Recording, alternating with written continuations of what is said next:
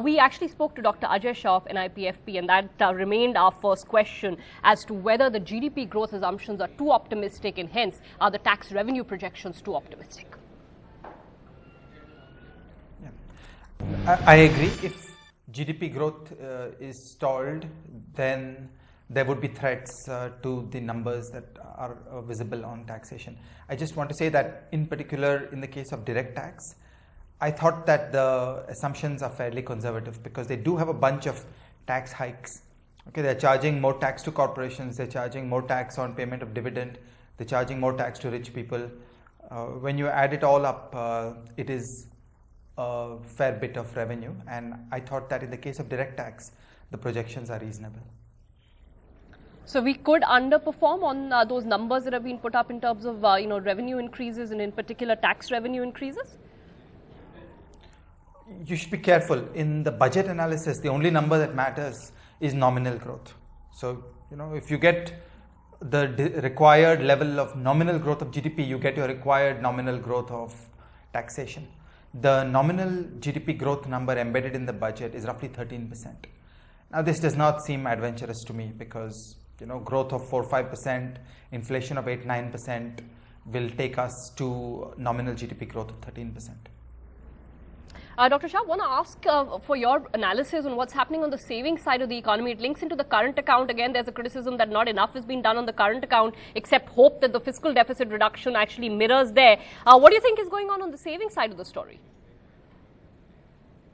Yeah, no, I think there are two things going on.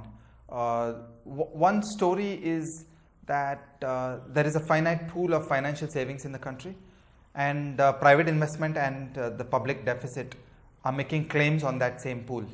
And when the claims on the pool become large and the pool is not able to serve them, this spills over into a current account deficit. Now, private savings has been suffering, in my opinion, largely because of the problem of inflation. In an environment of high sustained inflation, households are not as inclined to put their money into nominal assets. So the recipe is to go fight inflation.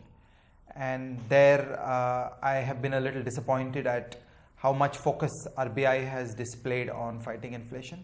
And also we have to recognize that this is not something that will happen quickly. The country has had a sustained inflation crisis from February 2006 onwards, and it's going to take a couple of years to bring inflation back to the 4 to 5% target range.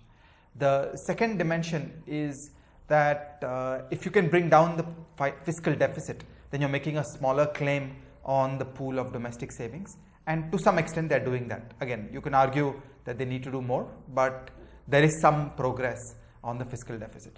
So putting all this together, you get a number for the current account deficit. Now this has to be financed. As Chidambaram said, $75 billion has to come in this year in order to finance the current account deficit. Otherwise, we will have a pell-mell riot on the rupee.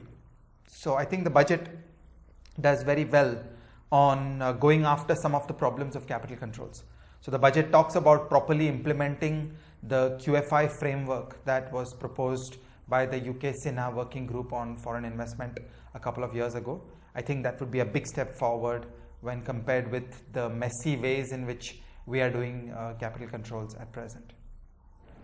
Okay, sir, just linking into the inflation problem, the other thing that the budget talks about and in a justified manner is inflation index bonds.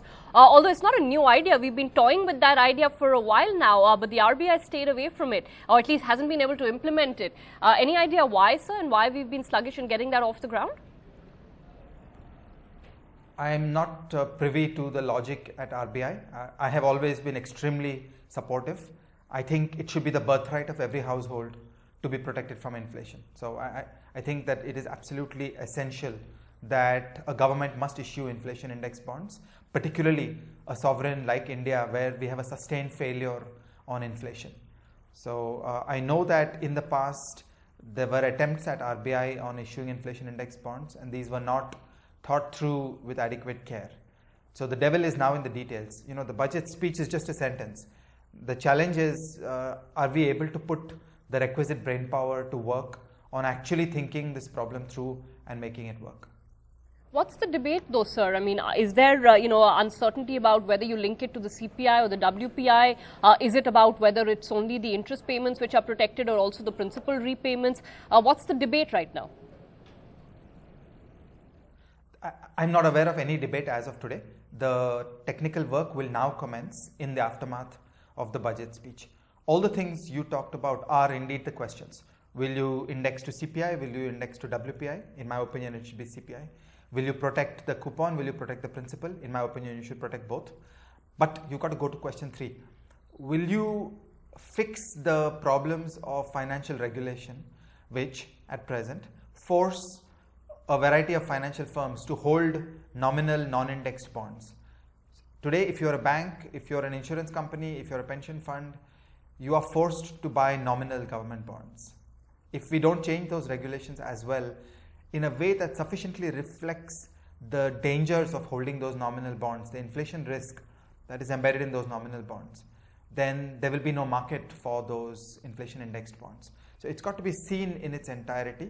I dearly hope that the government puts the requisite technical staff capacity into understanding this and executing this reform. All right, Dr. Shah, one other thing that had come in the budget, got lost in the macro issues is allowing FIs in the forex derivatives market. Bit of a no-brainer, actually. I mean, I don't see why we'd held that back in any case.